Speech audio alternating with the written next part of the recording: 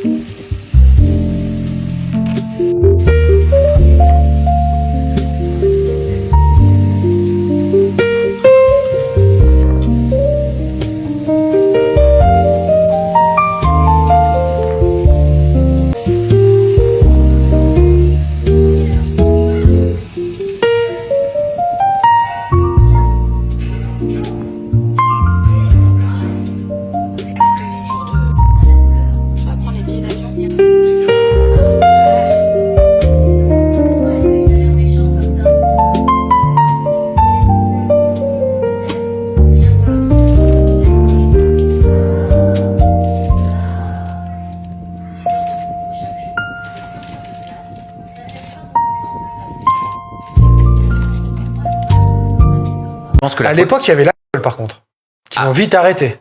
Oh, bah là, c'est encore de deux. Pendant C'est les anges, revenu. Hein. Les anges 5. Waouh. Waouh. Nabila et Aurélie, qui avaient énormément bu. Aurélie, dans le sèche-linge, enfermée. Nabila qui essayait de mettre en route le sèche-linge. Non, mais quel Très dangereux. Mais je sais. Non, mais... T'imagines les... Bon, après, c'était énorme, hein, il s'est jamais rien passé. Mais du coup, au bout d'un moment, ils avaient dit on détend un peu le parce que vous êtes tous tarés. Tu m'étonnes. Et tu le vois avec un bon oeil, là, le retour des anges. Tu penses que ça peut être les anges qu'on a connus ou ce sera jamais les anges qu'on a connus? Ce sera plus jamais. J'ai l'impression que ça... Écoute, moi, j'espère que ça va marcher.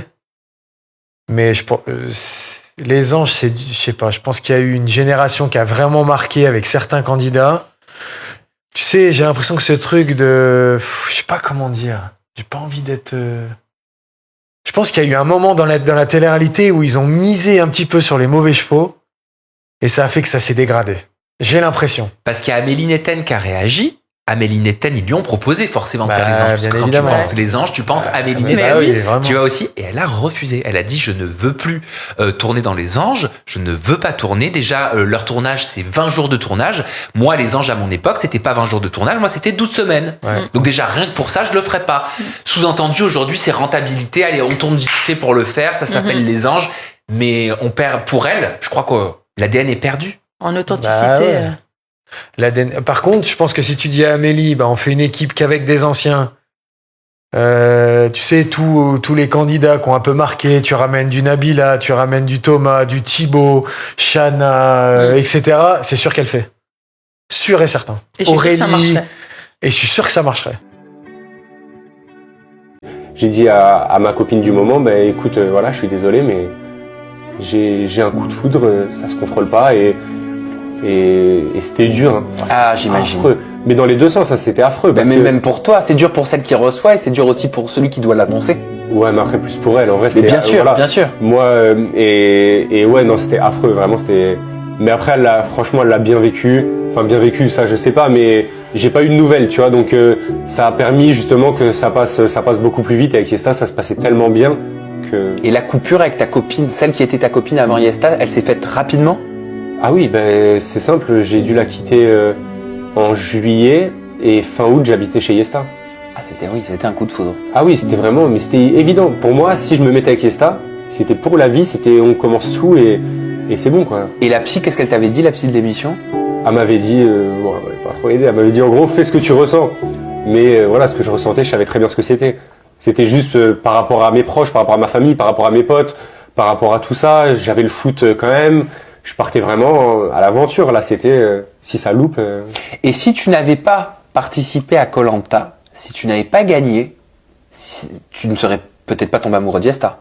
Je pense pas. Je pense pas parce que à Koh-Lanta, j'ai vu le vrai Yesta, j'ai vu la vraie Yesta, pardon, j'ai vu vraiment ce qu'elle a au fond d'elle. Là-bas, tu peux pas tricher, t'as pas de filtre. Quand tu rencontres quelqu'un dans la vie, tu te mets un petit masque, genre t'essaies d'être gentil ou t'essaies d'être, je sais pas, t'essaies d'être sociable. C'est pas pareil. La rumeur dit que les internautes veulent pas lâcher l'affaire avec l'histoire de l'ex de Benoît. La rumeur dit vrai. Benoît était en couple pendant Koh-Lanta, il ne s'en est jamais caché. Au final, on se rencontre. Il tombe amoureux de moi. Il se dit, j'ai jamais ressenti ça pour personne d'autre. Il n'y a jamais eu de tromperie. Ils n'avaient pas d'enfants, ils n'étaient pas mariés, j'ai pas brisé une famille. Il est tombé amoureux de moi, c'est qu'il n'était pas spécialement... voilà, c'était pas la bonne, c'est tout. Il a mis 3 mois avant de quitter sa copine. Parce qu'il a voulu faire les choses bien. Parce que c'était une fille bien. Et puis en plus, il a quitté une fille pour la femme de sa vie. Non mais on s'est mariés, là on est sur notre 3e enfant. Enfin, il a pas quitté une fille pour une amourette, pour un coup d'un soir, quoi. Enfin. Course matinale terminée, les amis. Voilà, je vous mets la vidéo juste après.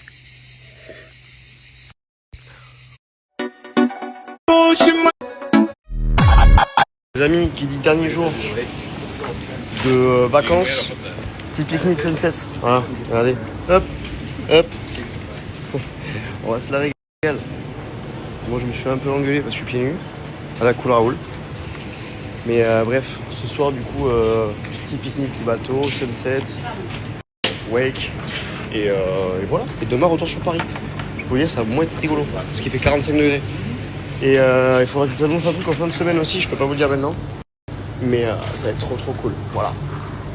Je vais sortir pas mal de vidéos d'ailleurs de ce week-end. J'ai pris pas mal de. Voilà. Et bah, je ferme les portes si tu veux. Faut savoir qu'elle fait. C'est une cuistot elle prend des trucs.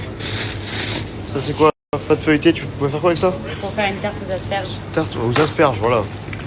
Tout le monde se dit je vais faire une tarte à la tomate, au poireau, aux asperges. Ah, loupé.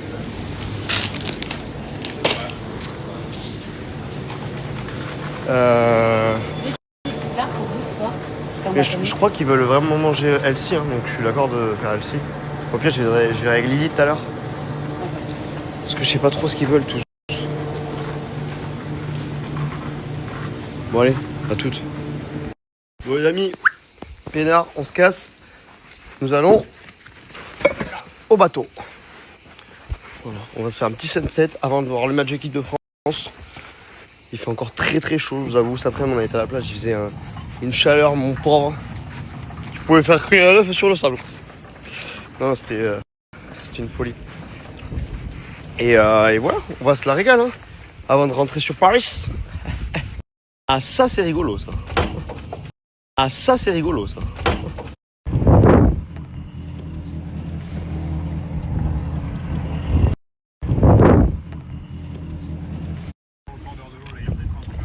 Je crois, les amis, que ça crame là-bas. C'est pas ouf. Voilà. Ils s'en branlent, les gens. C'est pas grave. Ils s'en branlent pas, il y a des gens qui habitent là-bas qui nous suivent. Vous savez comment elle est? Pour les gens du bassin. Non, mais ouais, vrai là-bas, les amis. Parce qu'il y a 3 ans, pour ceux qui savent pas, tout ça là-bas, ça a cramé. Voilà. Tout ça. Donc voilà. Ok, Léa Salamé.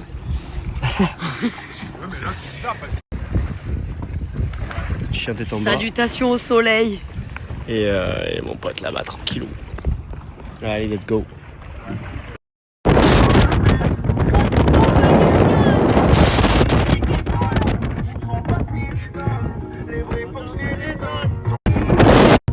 Bonjour les amis, j'espère que vous allez bien. Regardez pas ma tronche, vraiment, je suis fatiguée, mais je voulais faire passer un petit message très important avec tout ce qu'on voit sur les enfants. Ce matin, j'étais dans un parc avec mon fils pour les gosses et il y avait des jeux d'eau. Et j'ai vu un peu trop d'enfants nus. Alors je vous explique, c'est vraiment quelque chose qui me dérange, surtout avec tout ce qu'on sait. En fait, c'était des écoles qui étaient là, donc il y avait des animateurs, des animatrices. Déjà, le mot animateur, quand il y a des enfants, quand je vous vois, je vous dis la vérité, j'ai envie de vous monter en l'air. Je supporte plus voir des hommes avec des enfants. Vraiment, ça me... Et je les regarde pas bien. Je vous dis, je m'en cache pas. Parce que je ne sais pas. Voilà, c'est pas bien, faut pas faire ça, mais je peux plus, en fait. Bref, c'est pas ça le sujet. Le sujet, c'était qu'il y avait des jeux d'eau et que les enfants se changeaient. Et il y en a pour certains qui se retrouvaient nus devant, en fait, tout le monde. Les amis, on fait pas ça. Je suis désolée de dire ça et je dis pas à dire qui doit faire quoi.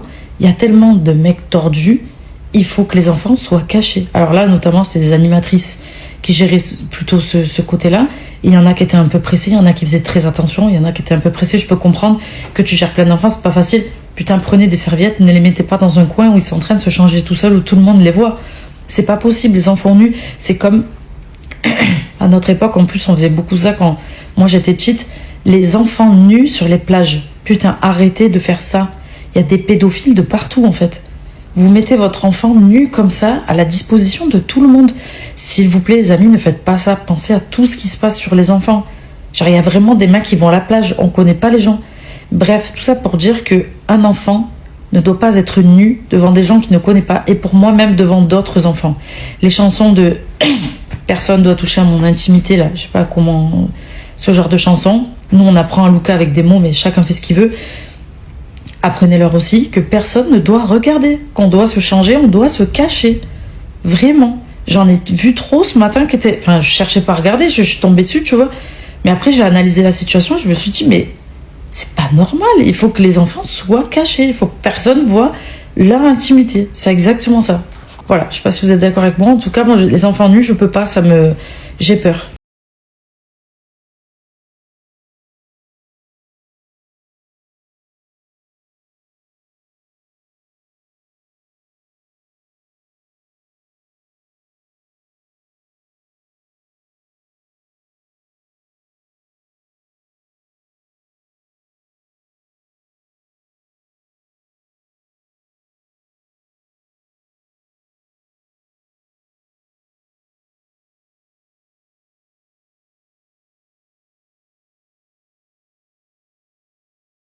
Le moment où on n'a plus été potes avec Julien Bert, c'est une soirée qu'on a passée ensemble où il s'est comporté de manière extrêmement grave avec des femmes qui étaient là avec nous à cette soirée. Il était sous bracelet, Bert, et j'étais chez lui. Et je le vois pas comme ça, ce mec, je le connais pas, j'arrive pas à le voir comme ça. Il était sous bracelet, il était chez lui, toujours, et il me dit vas-y, on se fait un petit apéro. Donc je dis ok, lui il ramène une copine à lui et moi je ramène 2 copines à moi. Et on se fait une petite soirée, tu vois, tranquille au début. Franchement, c'était bien. On joue au ping-pong, on joue au baby-foot. Détente. Ouais, le feu. Et en fait, à un moment, il tourne. Le gars. Je sais pas à cause de quoi. Bon, il boit comme un trou. Ah oui. Mais il va aussi beaucoup aux toilettes. Donc, voilà, peut-être qu'il... Chacun fera son interprétation. Peut-être qu'il fait beaucoup pipi. Oui, il fait beaucoup pipi. Et à un moment, il tourne, genre vers 1h ou 2h du matin. Et il devient bizarre, le gars. Genre des espèces d'intimidation physique. Avec les meufs. Sur le ton de la rigolade. Avec tout le monde.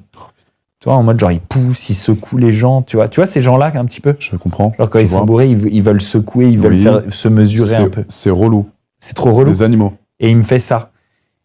Et puis, je vois que l'ambiance tourne un peu. Et là, moi, je me dis, ma première pensée, c'est j'ai invité ces 2 femmes ici. C'est des meufs que je connais, que j'estime, auxquelles je tiens. Je vais m'arranger pour qu'elles partent. Ah oui, je leur dis, ça tes plans déjà. Je leur dis, les filles, vous voyez, ça tourne bizarre. Je pense que c'est mieux que vous rentriez chez vous. Donc, à un moment où il va aux toilettes, bam, je sors, j'ouvre le portail, je dégivre le pare-brise. Non. Ouais, genre en vite fait, tu vois. Mais sans le prévenir, du coup. Bah ouais, parce que je sens que le mec, si les gens ils commencent à partir, il peut, tu vois, il peut s'énerver. Incontrôlable. Donc, je veux qu'elles partent discret. Elles partent, et là, l'autre meuf, c'est lui qui l'a invitée. C'est pas moi, je la connais pas. Moi, je dis, bon, écoute, moi, je vais y aller. Et là, l'autre meuf, elle me fait, non, s'il te plaît, pars pas. Comme ça. Et je voyais, il l'attrapait, tu sais, genre bizarre. Et du coup, j'attends qu'il retourne aux toilettes. Et je refais la même manip pour faire partir l'autre meuf. En fait, là, je me dis, on va se retrouver que tous les deux. Toutes les meufs seront parties. Est-ce qu'il va pas se retourner contre moi Donc c'était vous deux plus que des meufs. Ouais. Et tu fais Nous deux et trois meufs. Et j'ai aidé les meufs à partir, tu vois. Et en fait, le mec, il était tellement déchiré que, je sais pas, il s'est même pas rendu compte qu'elles étaient parties, ou je sais pas, il était dans un autre monde, gars. Et il était là en train de commander des Uber Eats et de les annuler et de les commander et de les annuler et de les commander juste pour que je reste. Pour pas que je mange et que je me barre. C'était trop bizarre. Putain, mais c'est quoi c'est glauque. Et à un moment, tu vois, j'ouvre le frigo, et je fais, héros, t'as des milliards de bouffe dans le frigo, qu'est-ce que tu commandes des Uber Eats et tout? Genre, j'ai fait un sandwich, j'ai mangé mon sandwich, je suis parti dormir dans mon van, tu vois. Et pendant toute la nuit, j'ai eu peur qu'ils viennent retaper au van, qu'ils mettent des coups de pression, Spécial comme ça, ce mec. Waouh! Mais il y a combien de temps de ça, Bastos? Je sais pas, c'était il y a 3 ans, un truc comme ça. Putain, il y a pas si longtemps que ça. Et on se fréquentait beaucoup, on se voyait beaucoup. Il t'avait jamais fait de face chelou? Jamais en soirée, jamais en deuxième partie de soirée, tu vois. Okay. Ça, tu vois on se voyait dans des dîners, dans des petits débuts de teuf et tout. Pas comme ça. Pas en after. Le jour où je l'ai vu comme ça, merci, au revoir. C'était plus mon ami. Ok. Ouais, c'était plus mon ami. Putain, désolée, j'ai pas parlé en story depuis un bail, mais je veux pas faire la meuf débordée, mais je vous jure, la semaine, les vacances avec les enfants, mais alors c'était trop bien, on s'est trop amusé. Et je vous jure que l'après-midi où j'ai fait des trous de sable, j'ai fait des mini piscines, des barrages, des ruisseaux et tout, je vous jure, ça faisait longtemps que j'avais pas fait une si bonne après, mais en mode à titre personnel, hein. J'ai adoré cet après-midi, on a trop rigolé avec Lio et tout. Mais c'est hyper cardio, surtout qu'il a été malade, on n'était pas à la maison, mais il a été vraiment gentil ou comparé à la fièvre qu'il a eue, etc. Et après, quand je suis allée à Paris, j'avais plein de trucs à faire, je l'ai déposé à son papa. Donc voilà, là je suis rentrée à la maison, je suis retournée chez l'ostéopathe, je suis rentrée hier vers minuit, et là ce matin j'avais rendez-vous chez l'ostéopathe à 8h30 parce que mon dos, je vous l'ai pas dit, mais ça va toujours pas. C'est-à-dire que chez ma grand-mère elle a dû me donner un anti-inflammatoire et tout, ça m'a réveillé la nuit, la douleur. C'est revenu en fait. C'est revenu en fait. Bonjour. Une douleur, ça me réveille la nuit et tout. J'ai jamais eu mal au dos comme ça.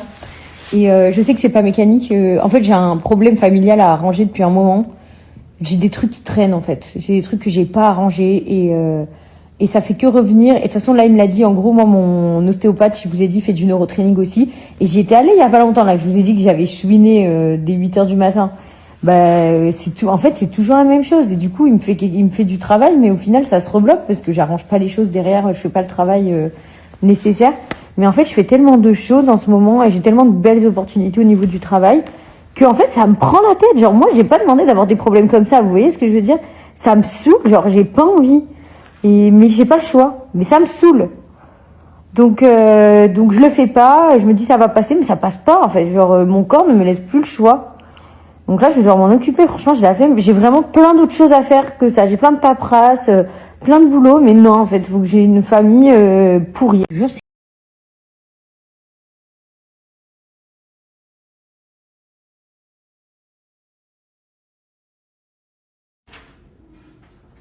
J'avais jamais vu ça de ma vie.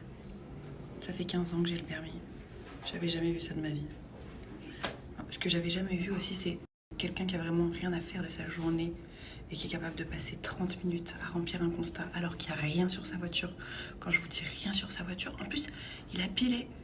Il a pilé au stop. Pilé. La folie. Voilà comment j'ai commencé ma journée. Bref, là, je vais faire mes examens médicaux, les filles. Vous savez, pour mes douleurs, là, contre mes périodes d'ovulation et tout. Je parle doucement parce que je suis dans la salle d'attente. Voilà. Bonne journée. Allez, salut.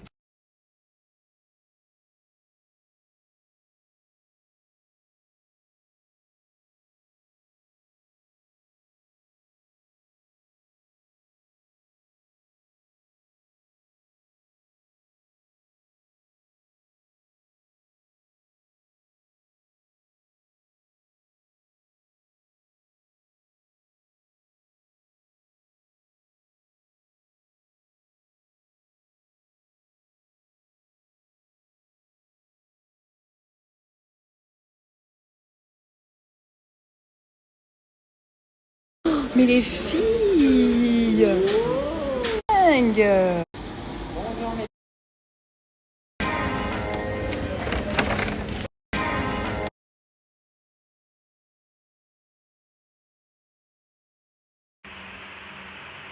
Là, je suis sur mai, peu mai, hein.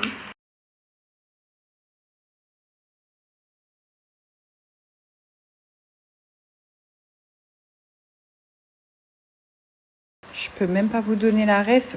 Bon, 002. Rien amour. Regardez ce qu'on a fait pour Stan. Je trouve que c'est ingénieux.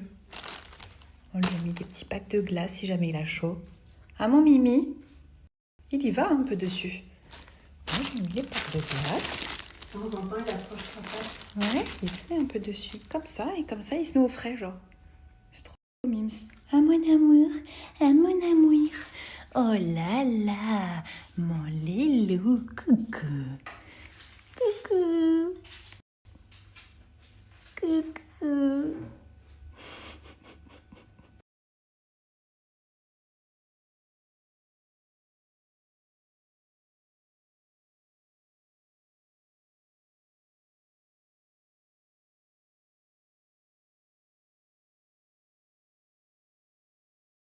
La valise, elle est super lourde.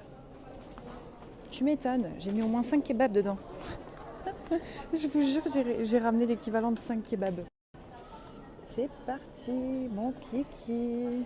À l'aéroport, je m'étais enregistrée sur mon vol. Et j'arrivais pas à enregistrer sur internet ma valise. J'arrivais pas à l'enregistrer, je sais pas pourquoi. J'ai réussi à enregistrer mon siège, mon vol, mais pas ma valise. Et du coup, j'arrive au guichet. En fait, le paiement, c'est ailleurs. Et j'arrive au guichet et ma valise faisait 27,5 kg. Et je viens de voir que le gars, il a été trop chou. Il m'a mis valise de 23 kg sans excédent.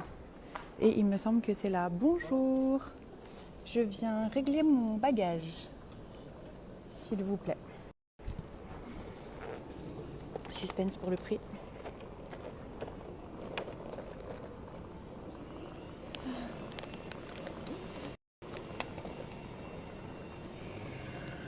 Je sais pas pourquoi j'ai pas réussi à l'enregistrer sur le site.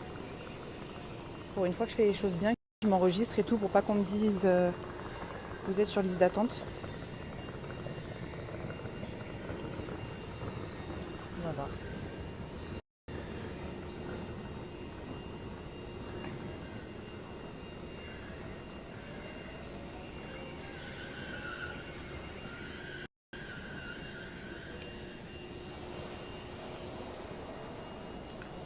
Je suis obligée de mettre un filtre, j'ai une sale gueule. Ok. Par carte, s'il vous plaît. Sans boule. Chez Royal Air Maroc, sans boule la valise. Merci. J'ai l'impression que les valises, mais je crois que c'est un peu le scandale du moment, hein. J'ai l'impression que les valises, c'est de plus en plus cher quand tu prends l'avion. J'ai l'impression que les prix augmentent sans cesse et qu'ils font exprès de mettre les valises plus chères que le vol.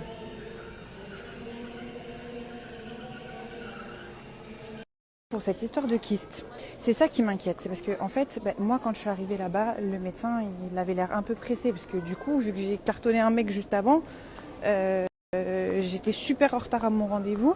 Donc, j'ai pas voulu faire la relou à poser 1 milliard de questions. Je lui ai juste demandé s'il fallait un traitement ou si ça allait partir tout seul. Mais tu vois, tu me dis que toi, tes kystes, ils faisaient 12 cm. Mais moi, ils sont pas aussi gros. Moi, il m'a dit qu'il y en a un qui faisait 23 mm et l'autre qui faisait 27 ou 28 mm, je crois. Et du coup, je lui ai dit, il n'y a rien à faire et tout. Il m'a dit, non, vous les laissez, ça va partir tout seul. Mais il m'a même pas dit de faire de contrôle ou quoi. Donc moi, ça me semble logique, en fait, de contrôler. Mais lui, il m'a dit qu'il n'y avait pas... limite, ça voulait dire, il n'y a rien à faire, démerde-toi avec tes antidouleurs et me fais pas chier, voilà. Ça voulait clairement dire ça, ce qu'il m'a répondu. Mais je sais que oui, je vais devoir les surveiller. Et ce qui me fait peur aussi, c'est... Je vous fais tellement confiance, les filles, je vous jure que, en fait, là, je vais me poser, je vais lire tout ce que vous m'envoyez parce que j'aime bien que vous me racontez votre vécu, en fait. Donc je peux que vous faire confiance, vous êtes des valeurs sûres. J'ai plus confiance en vous qu'en internet ou en chat GPT. Alors c'est pour vous dire à quel point je vous estime, à quel point je vous fais confiance.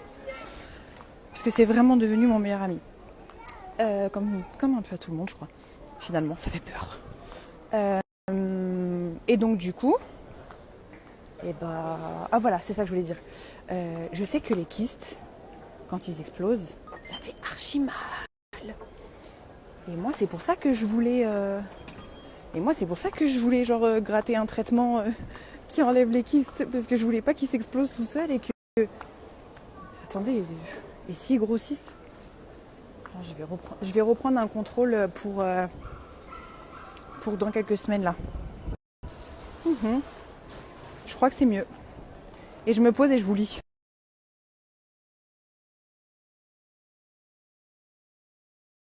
La dernière fois que j'ai mangé ça, j'ai failli m'étouffer tellement que c'est sec. Mais en fait, je suis tentée d'en reprendre un.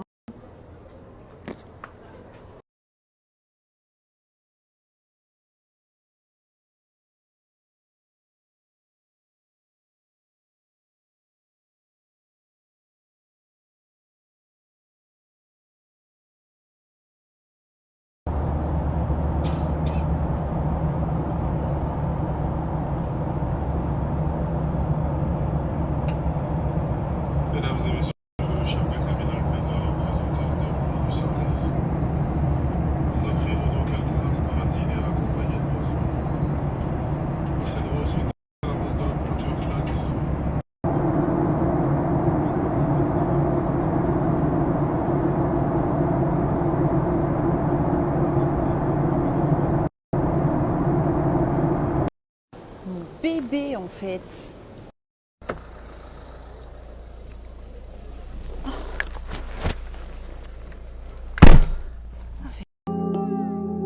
شباب مغربي وميلا ما تكون كنطيب